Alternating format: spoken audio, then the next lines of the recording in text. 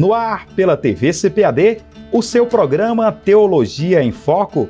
O nosso entrevistado de hoje é teólogo e escritor, com várias obras publicadas pela CPAD, incluindo o livro Erros Escatológicos que os Pregadores Devem Evitar, bem como a série Pregadores da Bíblia. Seja muito bem-vindo, Pastor Ciro Sanches Zibordi.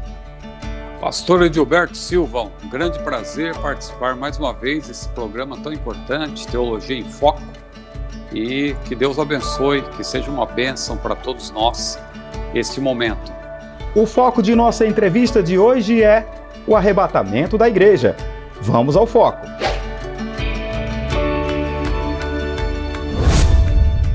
Pastor Ciro, em qual momento da história acontecerá o arrebatamento da igreja?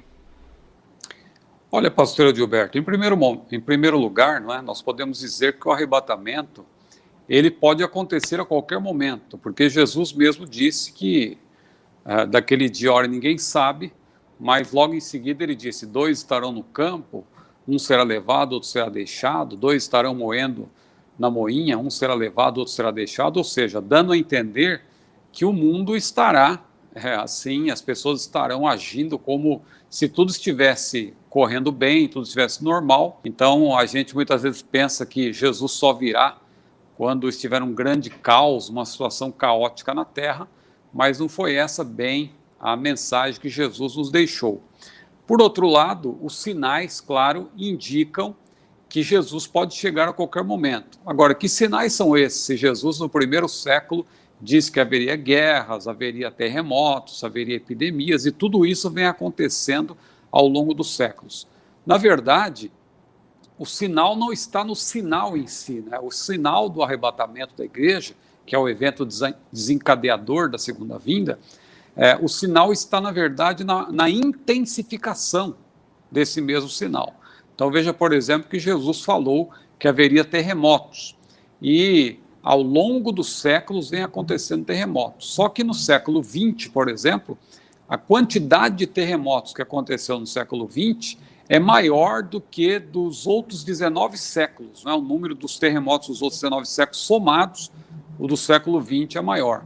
E quando entramos no século XXI, aí já tivemos tsunami na Ásia, que deixou quase 300 mil pessoas, vitimou quase 300 mil pessoas. Nós tivemos terremoto no Haiti, lá no caso, no Japão também tivemos mais um tsunami. Então, grandes catástrofes vêm acontecendo, as pandemias também. Então, a intensificação dos sinais é uma indicação de que Jesus pode vir a qualquer momento.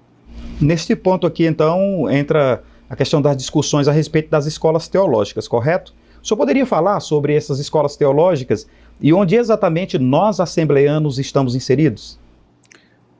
Olha, pastor Edilberto, com respeito às escolas teológicas, aqui eu queria claro que o nosso foco aqui vai ser mais em torno do pré-tribulacionismo, que está relacionado com o arrebatamento da igreja, mas quando estudamos escatologia, existem pelo menos 4 grandes áreas de estudo. Então, por exemplo, quando nós estudamos sobre o livro de Apocalipse, ou sobre a literatura apocalíptica de maneira geral, existem 4 escolas. Existe o futurismo, o preterismo, o idealismo e o historicismo. O futurismo é o que nós esposamos, nós defendemos, é aquela escola que diz que tudo em Apocalipse, claro, a partir do capítulo 4, indica, na verdade, diz respeito ao futuro, ou seja, daí o futurismo. Existe a escola preterista, que é aquela que diz que tudo que está no Apocalipse, com exceção da vinda de Jesus, já se cumpriu. Por isso, eles são chamados de preteristas. Existem os idealistas, que veem o livro de Apocalipse como um modelo entre a luta entre o bem e o mal, ou seja, não há elemento profético, mas há um modelo ali da luta entre o bem e o mal, ou seja, idealismo. E você tem também a escola historicista, que também não vê o livro de Apocalipse como um livro profético, mas vê o livro de Apocalipse como um modelo para a história. Então, por exemplo, quem é historicista não está esperando que vai acontecer a manifestação do anticristo, mas vários anticristos têm aparecido ao longo da história, porque o anticristo que aparece lá em Apocalipse é apenas um exemplo, um modelo do que tem acontecido ao longo da história. Então, com respeito ao estudo do livro de Apocalipse, tem essas 4 escolas. Há mais 3 áreas de estudo, por exemplo, com respeito ao futuro do povo de Deus, ao povo de Israel, mais precisamente, aí nós vamos ter mais 4 escolas, que é o aliancismo, o neo-aliancismo, o dispensacionalismo clássico. Daqui a pouco eu vou dizer qual que nós, assembleianos, pentecostais, esposamos, né? Então, o aliancismo, o neo-aliancismo, o dispensacionalismo clássico e o dispensacionalismo progressivo. Essas escolas se dividem com respeito ao futuro de Israel. O aliancismo e o neo-aliancismo, para não tornar essa explicação muito longa, a gente pode unir numa escola só, porque, ao fim e ao cabo, eles vão dizer a mesma coisa. Eles não acreditam que Deus tem um plano ainda com Israel. O plano que Deus tinha com Israel era no Antigo Testamento. Hoje, o plano é com a igreja, ou seja, a igreja é o Israel de Deus. Então, Deus não tem mais nenhum compromisso com Israel quanto ao futuro. O dispensacionalismo clássico, esse defende que, claro, a igreja hoje é o povo de Deus, mas o que Deus prometeu para Israel está de pé. Nós estamos vivendo num parêntese, estamos vivendo aí numa espécie de um adiamento profético, um parêntese, o tempo dos gentios, e o que Deus prometeu para Israel ainda vai se cumprir, porque a promessa ou aliança que Deus fez com Abraão é uma aliança perpétua.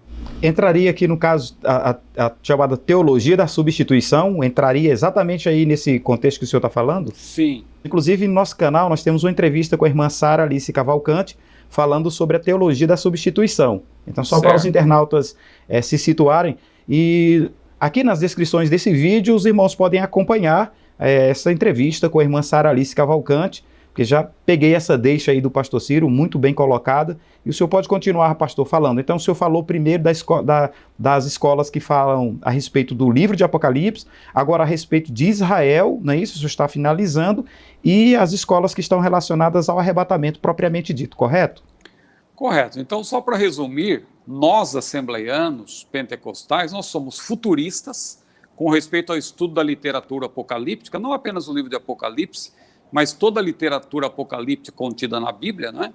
Literatura apocalíptica, os profetas, Daniel, por exemplo, no Novo Testamento, Mateus capítulos 24 e 25, Lucas 21, Marcos 13, tudo isso é considerado literatura apocalíptica.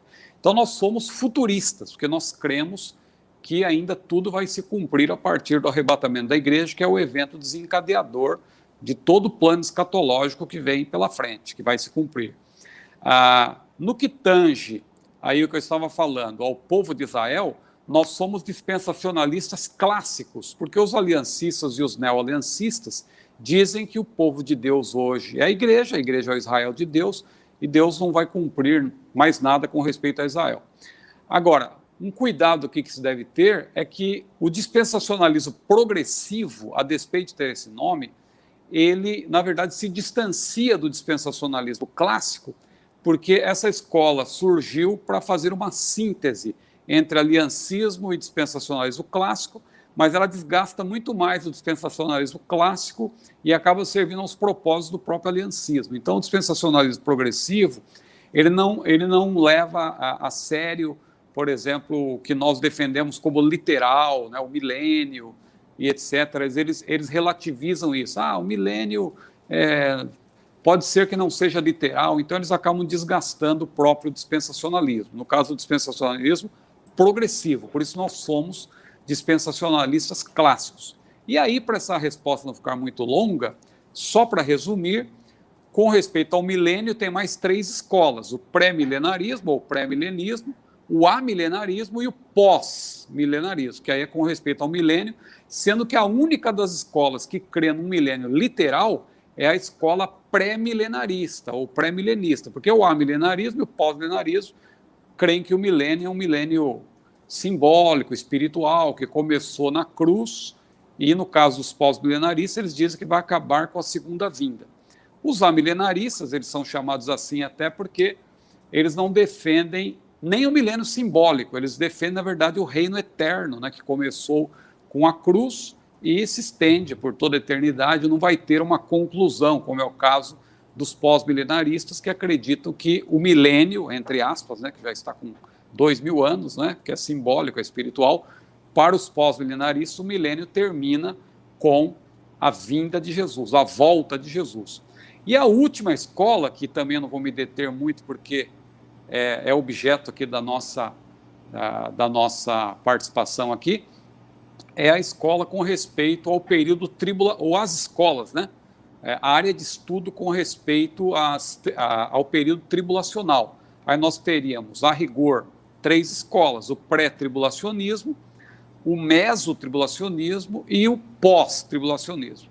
Então, fazendo um apanhado geral, nós, da Assembleia de Deus, defendemos, inclusive isso está em sintonia com a nossa declaração de fé, a mais recente, de 2017, a edição brasileira, mas desde o início, em 1916, quando foi publicada a primeira declaração de fé das Assembleias de Deus dos Estados Unidos, nós já defendemos tudo isso. Então nós somos, desde o início, futuristas, pré-milenaristas, pré-tribulacionistas e dispensacionalistas clássicos, porque nós defendemos, claro, à luz da Bíblia, que o que está em Apocalipse, a partir do capítulo 4, é futuro, diz respeito ao futuro, e assim por diante. Então, nós vamos para um breve intervalo, e já já nós estamos de volta. A você, amigo, irmão internauta, já já voltamos.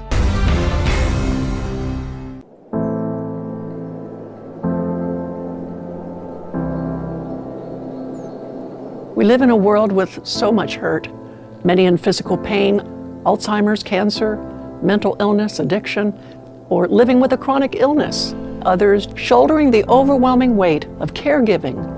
People all around us are suffering. For millennia, people have turned to the Bible to find hope in the midst of endless suffering. And now, for the first time, there's a special edition, the Beyond Suffering Bible, created specifically for those who suffer and for those that love them and care for them. For nearly 50 years, I've lived in a wheelchair, and for many of those years, I have dealt with chronic pain. I know, I understand the heartbreak, the isolation, and the anguish, but I also know the joy that can come even in life's darkest hours. The Beyond Suffering Bible helps us grasp that God is near, with study notes, special features, devotionals, and profiles of others who have valiantly faced suffering. The Beyond Suffering Bible helps people grasp what true healing is all about, and it points them to passages that instill courage. God is good, no matter how harsh the suffering. Where struggles seem endless, God's hope is infinite. And the Beyond Suffering Bible highlights this wonderful truth.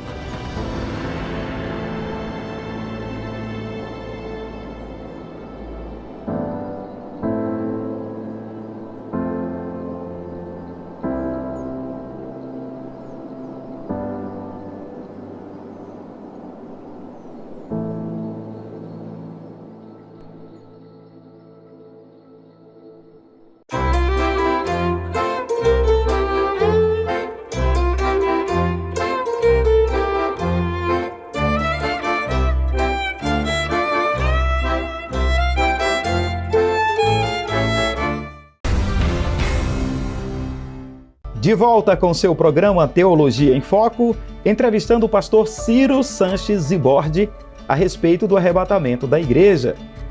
Pastor Ciro Zibordi, eu acho que o senhor já ouviu muita gente expressando, dizendo que o arrebatamento da igreja será visível, todo olho verá, Jesus virá com as nuvens, enfim. E um outro grupo defende que o arrebatamento da igreja será invisível. Onde estão inseridos os assembleianos? No grupo daqueles que defendem o arrebatamento invisível ou visível? E outra, segunda pergunta já embutida nessa daí. Os que dizem que o arrebatamento da igreja será visível argumentam que no século XIX existiu uma jovem adolescente de 15 anos por nome Margaret MacDonald. E essa ideia de arrebatamento invisível veio da cabeça dela e a partir daí se tornou uma doutrina. Bem, duas perguntas em uma só. O que é que o senhor tem a dizer a respeito disso? Vamos começar por essa segunda pergunta aí, porque quem argumenta isso aí sobre essa jovem Margaret MacDonald, na verdade utiliza um argumento falacioso, né? Isso aí parte, lamentavelmente, dos aliancistas, não vamos dizer que são todos, mas tem um grupo de teólogos aliancistas que utilizam esse tipo de argumento, que é uma calúnia, porque, na verdade, é claro que a doutrina bíblica das alianças e dispensações, eu falo doutrina bíblica com ênfase, porque o próprio mestre Antônio Gilberto, no seu livro Calendário da Profecia, ele diz claramente lá que as alianças e dispensações são uma doutrina bíblica. Então alguém, às vezes, expõe como uma teoria e diz que isso aí é uma invenção, que surgiu por conta dessa menina Margaret MacDonald, que tinha 15 anos, e teve uma visão das duas fases da vinda de Jesus, e ela teria influenciado John Nelson Darby, que foi o homem que sistematizou, tardiamente, é verdade, mas foi ele quem sistematizou a doutrina das dispensações nesse modelo clássico que nós esposamos. Agora, é bom dizer também que, embora a doutrina tenha sido sistematizada melhor a partir de Nelson Darby, não foi ele que inventou essa doutrina, porque doutrina, a rigor, é bíblica, não é? Sistematizar uma doutrina não significa inventar doutrina, significa torná-la mais clara didaticamente falando. É como, por exemplo, a doutrina da Trindade. A doutrina da Trindade é bíblica, ela foi melhor sistematizada ali nos primeiros séculos, mas ela sempre esteve na Bíblia, na palavra de Deus, então a doutrina é bíblica. Então, John Nelson Darby era um teólogo. John Nelson Darby não era uma pessoa que seria influenciado por uma menina de 15 anos. Ele era um estudioso, o próprio George Ladd, que era um crítico de John Nelson Darby, apesar de ser um crítico de John Nelson Darby, reconheceu que Darby era um teólogo, um homem que escreveu livros. Claro que na língua portuguesa a gente não tem muita coisa, mas se você pesquisar no inglês, agora estão traduzindo alguma coisa também para a língua portuguesa, você vai ver que John Nelson Darby era um teólogo. Então, ele foi até verificar o que essa jovem dizia. Essa jovem foi influenciada por um padre, na verdade, chamado Lacunza. Ela estava envolvida com um movimento pseudo-pentecostal e ela teve realmente visões e tal, algo assim meio sem pé nem cabeça. E John Nelson Darby, quando foi verificar, ele inclusive refutou e disse que aquilo era até demoníaco. Então, quem diz que foi ela que inventou essa doutrina está equivocado. Agora, com respeito a essa questão que o irmão falou, de o arrebatamento ser invisível ou secreto, para usar um termo que está na nossa declaração de fé, ou visível, isso aí nós vemos que quem defende a posição de que o arrebatamento será visível está confundindo o contexto dessas passagens. Porque, por exemplo, Apocalipse 1 e 7 diz que todo olho o verá, mas ali é uma alusão à manifestação de Jesus. Em Hebreus 9, 28, a Bíblia diz claramente que Jesus aparecerá segunda vez aos que o esperam para a salvação. O verbo aparecer ali no grego, horal, significa ser visto. É o mesmo verbo que Paulo utilizou lá em 1 Coríntios 15, quando ele diz que Jesus foi visto, quando ele ressuscitou, ele foi visto pelos apóstolos, ele foi visto por mais de 500 irmãos, ou seja, foi visto. O verbo horal significa ser visto. E veja, a quem que Jesus apareceu quando ele ressuscitou? Ele apareceu apenas à igreja nascente. Esses que dizem, arrebatamento secreto, isso é invenção de assembleiano, isso aí foi John Nelson Darby que inventou, isso aí foi Margaret MacDonald, aquela menina de 15 anos. Quem diz isso é porque ignora que Jesus já apareceu apenas para a sua igreja, sem que o mundo tomasse conhecimento. Quando a gente diz que o arrebatamento será secreto, é nesse sentido. Jesus aparecerá somente para aqueles que o esperam para a salvação, como está lá em Hebreus capítulo 9, versículo 28. Então a confusão, de certa forma, que existe aí é porque Jesus voltará para arrebatar a sua igreja, o arrebatamento da igreja será de forma invisível. Mas o retorno de Jesus com a igreja para pleitear, a gente já vai para um outro campo aí, a guerra do Armagedon, a chamada guerra do Armagedon, ele já vem com a igreja de forma visível, segundo nós vemos no livro de Zacarias, que ele pisará os pés ali no Monte das Oliveiras, é isso mesmo? Sim, é que nós consideramos o seguinte, é importante fazer uma distinção rápida aqui de 3 termos. Ok. Teologicamente falando, segunda vinda, arrebatamento da igreja e manifestação de Jesus em poder e grande glória. Segunda vinda é um termo geral. Quando a gente fala de segunda vinda, claro, nós estamos falando de 7 anos. Uma vinda de 7 anos. Alguém dirá, mas como assim uma vinda de 7 anos? Ora, a primeira vinda durou mais de 30, ninguém fala nada, não é? Paulo fez a terceira viagem missionária de Paulo durou quase 4 anos. Foi uma viagem também. A gente estuda na escola dominical como se ele tivesse ido ali e voltou, mas durou, ele se estabeleceu na província da Ásia, ficou ali 3 anos. Então, a gente precisa entender esses termos teologicamente. Quando se fala de segunda vinda de Jesus, é um período de 7 anos, que abarca vários acontecimentos. Claro que 7 anos é para quem estiver na terra. Jesus, certa vez, disse para os seus discípulos, quando eles queriam saber a respeito do futuro de Israel, Jesus disse ali, momentos antes de ser assunto aos céus, Jesus disse, não vos pertence saber o tempo ou as estações que o Pai estabeleceu pelo seu próprio poder. Os termos ali no grego são cronos e kairos, ou seja, não vos pertence saber nem o cronos e nem o kairos, ou seja, nem o tempo aqui da terra, que é cronológico, nem o tempo lá do céu, que, claro, não é cronológico. Então imagine, quando a igreja for arrebatada, porque a Bíblia distingue muito bem o arrebatamento da manifestação de Jesus em poder e grande glória, porque no arrebatamento nós iremos ao encontro do Senhor nos ares. Agora veja, iremos ao encontro do Senhor nos ares, ele não vai descer aqui na terra, e seremos galardoados, ingressaremos para participar das bodas do Cordeiro.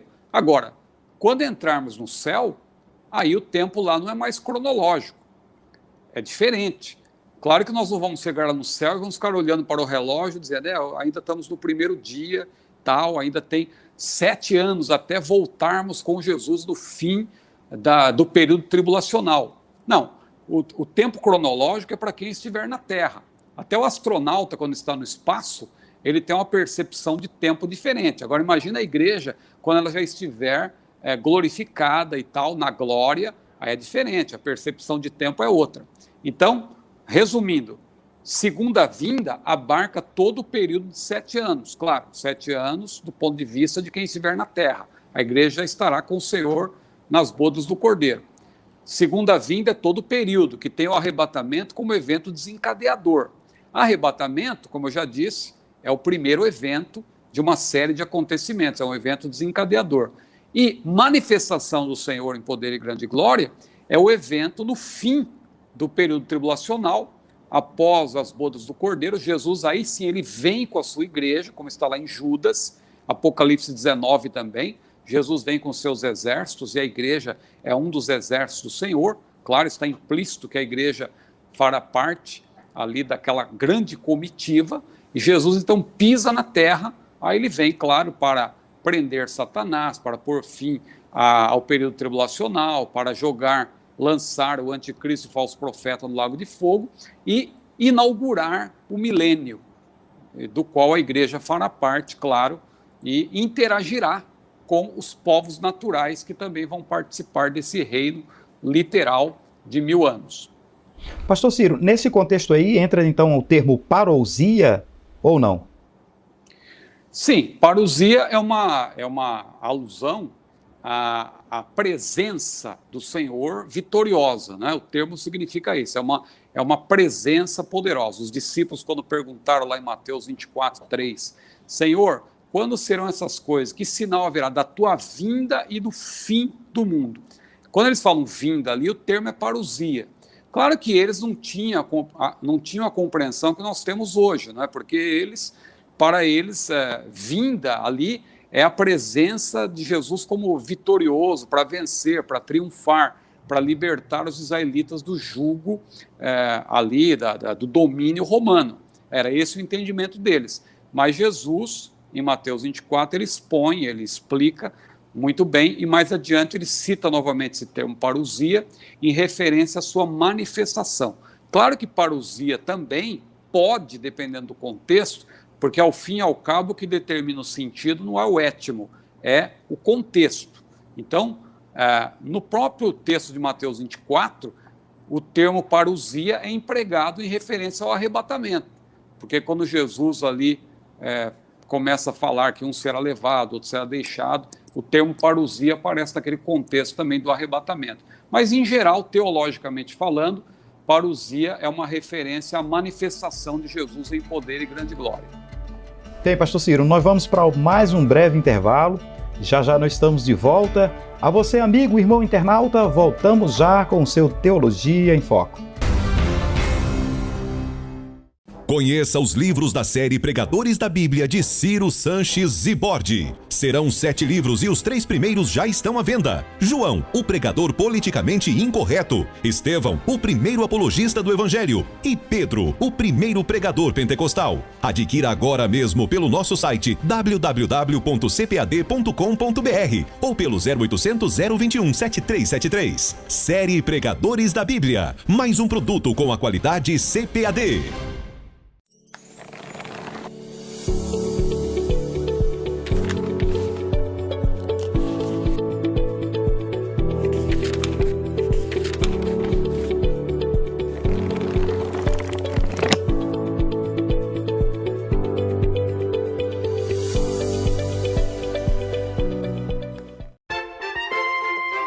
Conheça a Bíblia de Estudo Holman e surpreenda-se. Esta Bíblia foi projetada para que cada recurso esclarecedor esteja na mesma página com o texto bíblico ao qual se refere. Holman, uma Bíblia de estudo que oferece mais do que você espera e exatamente onde você espera. Mais um produto com a qualidade CPAD. De volta com o terceiro bloco do seu programa Teologia em Foco, e o pastor Ciro Zibordi continua aqui conosco, falando a respeito do arrebatamento da igreja. É cinematográfica a ideia de que quando Jesus arrebatar a sua igreja, vai ficar um grande caos aqui na Terra, ou a Bíblia nos dá respaldo para acreditar que o que acontecerá aqui na Terra depois do arrebatamento da igreja vai ser mesmo um grande caos? Em parte a gente pode dizer que tem realmente aí alguns elementos fantasiosos que são apresentados em filmes, como por exemplo aquele filme Deixados para Trás, de Tim LaHaye. Tim LaHaye, que aliás é bom dizer, além de ele trabalhar nessa área, claro, ele já partiu para o Senhor, mas a sua obra de maneira geral também é uma obra teológica. Ele tem inclusive aquele livro pela CPAD, a Pequena Enciclopédia de Profecia Bíblica, que é uma obra extraordinária do ponto de vista do pré-tribulacionismo, que é o que nós esposamos. Então, claro, em filmes como esse, Deixados para Trás, existe alguma fantasia, algum exagero, mas quando nós olhamos para o livro de Apocalipse, especialmente para o capítulo 6, ali para os selos que são abertos, a gente vê que vai haver, sim, um caos na terra após o arrebatamento da igreja. Eu digo após o arrebatamento da igreja porque o próprio livro de Apocalipse deixa claro que a igreja não vai fazer parte desse período. Por que não? Porque em Apocalipse 1:19, Jesus deu a divisão do livro para João, escreve as coisas que tens visto, as que são, e as que depois destas hão de acontecer, e ele, claro, registrou o capítulo 1 ali, as coisas que ele tinha visto, os capítulos 2 e 3, as coisas que são, que foi justamente aquilo que João escreveu às igrejas da província da Ásia. E a partir do capítulo 4, a gente tem as coisas que devem acontecer, ou seja, tudo diz respeito ao futuro. Claro que existem ali algumas revelações parentéticas, alguns parênteses que se abrem, mas a primeira coisa que João vê, o que Deus revela para João, é a igreja no céu.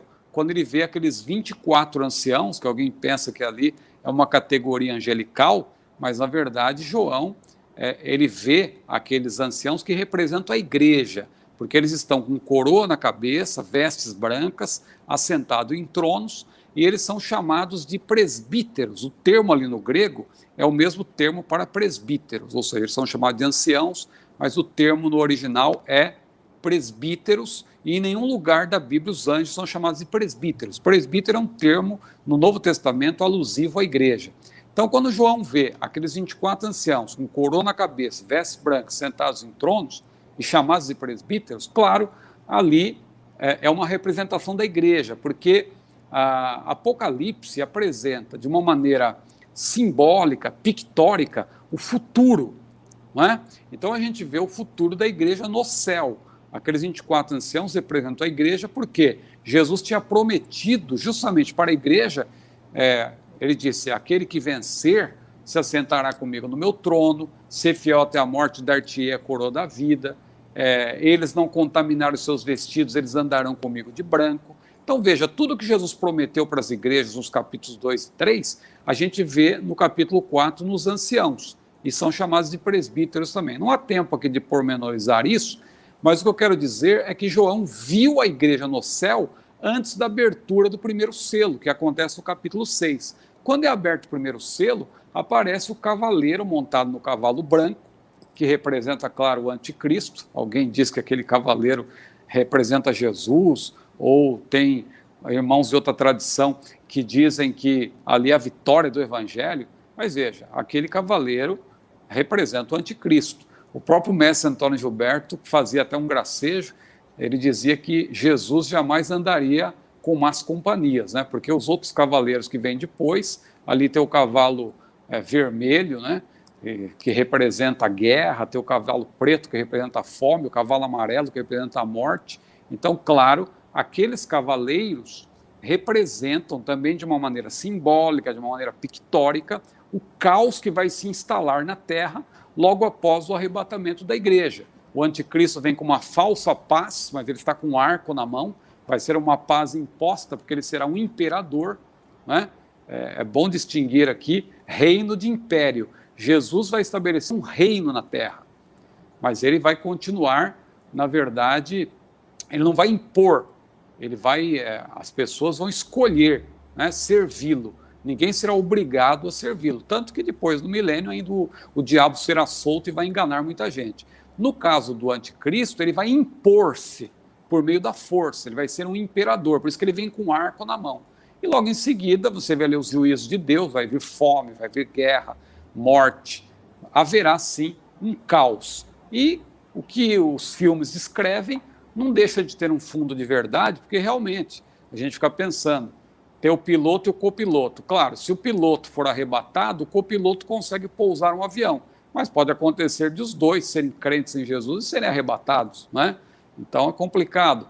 Carro, ônibus, cujo motorista for um servo de Deus e assim por diante. Então haverá sim um caos, haverá. Claro que o anticristo ele também virá, a gente está subentendido que ele vai tentar acobertar tudo isso, vai vir para enganar as pessoas, aqueles que estiverem na terra. Quais outros pontos do contexto do arrebatamento da igreja comumente estão em debate no meio teológico, pastor? Com respeito ao pré-tribulacionismo, que a gente está aqui mencionando com mais ênfase, eu falei que a rigor são 3 escolas com respeito ao período tribulacional. Temos o pré-tribulacionismo, que é aquela escola que defende que o arrebatamento será um livramento, ou seja, Jesus vem antes do início do período tribulacional, antes da abertura do primeiro selo, ele tira a igreja da terra, é um livramento, porque Jesus mesmo disse, vigiai, pois, em todo o tempo, orando, para que sejais havidos por dignos de escapar dessas coisas que hão de acontecer. Então o arrebatamento é um livramento do período tribulacional, daí sermos conhecidos como pré-tribulacionistas. Tem o mesotribulacionismo, ou o mid-tribulacionismo, que diz que Jesus virá em meio à tribulação, e tem o pós-tribulacionismo, que é aquela escola que acredita que a igreja passa por tribulações e tal, e terá de enfrentar a grande tribulação que ainda está para vir, e Jesus só vem depois desse período. Mas tem uma escola nova que está em discussão, que é a chamada escola, que eu não mencionei aqui, a escola do arrebatamento pré-ira. É aquela escola que divide o período tribulacional de 7 anos, que são 84 meses, em 4 partes, né? ou seja, então você tem 3/4 que são considerados como um período em que haverá ira, mas não ira de Deus, ira do diabo, ira dos homens, etc. E só no último quarto, ou seja, nos últimos 21 meses, ou 1 ano e 9 meses, é que Jesus viria para livrar da ira. Por isso que é conhecida como escola do arrebatamento pré-ira. Mas essa escola acaba não tendo não tem fundamento à luz da Bíblia, porque eles confundem, por exemplo, a última trombeta de 1 Coríntios 15:51 com a última trombeta de Apocalipse 11:15. Ora, a última trombeta de 1 Coríntios 15:51 é a última trombeta que marca o fim da era da igreja, é uma trombeta de convocação. Quando a gente estuda sobre as trombetas no Antigo Testamento, a gente sabe que havia trombetas com várias finalidades, para convocar, para ordenar que o povo fosse para a guerra, para que marchasse, etc. Então, várias finalidades. A trombeta de 1 Coríntios 15:51 é uma trombeta de convocação. Já a trombeta de Apocalipse 11:15 é uma trombeta que é a última, porque é a última de uma série de 7. É a 7ª trombeta de juízos intensos que virão sobre a terra, um pior do que o outro. Então, a última trombeta ali, ela apresenta juízos, não tem nada a ver com o arrebatamento da igreja. E também a ira de Deus, ela já se manifesta logo no início, quando houver a abertura do primeiro selo, do segundo selo, você já vê que Deus ali já está julgando a terra. A ira de Deus não vai ser derramada só no último quarto, ou seja, nos últimos 21 meses, desses 84 meses, que são 7 anos do período tribulacional. Então, esse também é um assunto que está em voga, né? O chamado arrebatamento pré-ira, e tem outros que acho que o tempo não permite que nós continuemos, mas aí eu creio que esse ponto é importante aqui para lançar luz sobre essas questões. Pastor Ciro, o senhor acha que as igrejas têm dado importância ao tema arrebatamento ou têm dado pouca importância? Esse tema deveria voltar aos púlpitos, se é que sumiu dos púlpitos? E outra coisa, como nós devemos nos preparar para o arrebatamento da igreja? Pastor Gilberto, eu acho que as igrejas têm estudado pouco sobre o assunto, têm dado pouca atenção. E as que dão atenção, lamentavelmente, priorizam muitas especulações, teorias da conspiração, a chamada escatologia aterrorizante, né? Então, eu penso que tem havido pouca atenção para o assunto, claro, à luz da Bíblia. Por isso que nós, muitas vezes, damos ênfase para a escatologia bíblica, porque você tem muita escatologia especulativa hoje em dia. Agora, como se preparar, como estar preparado, né? Na verdade, porque Jesus virá buscar quem estiver preparado, é seguir o que Jesus falou. Lá em Mateus, a partir do versículo 36, do capítulo 24, ele disse, vigiai, pois, que não sabeis o dia nem a hora em que há de vir o vosso Senhor. Né? Ele conta ali parábolas, a parábola dos 2 servos, a parábola das 10 virgens, todas elas aludindo à iminência e à vigilância, a importância de estar vigilante nesse momento.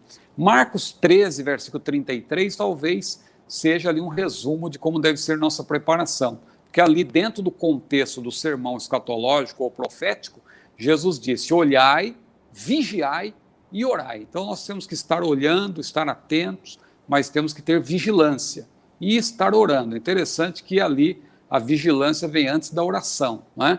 Então, claro, temos que orar, mas temos que estar também olhando, atentos a tudo que está acontecendo, mas vigiando, tomando cuidado, como Jesus disse também no texto que eu já citei, também dentro do contexto do sermão profético, vigiai, pois, em todo o tempo orando, para que sejais havidos por dignos de evitar, não é? Ou de escapar de todas essas coisas que hão de acontecer. Evitar ali, como diz na versão corrigida, não é que nós podemos impedir, é evitar no sentido de não participar, de escapar, né?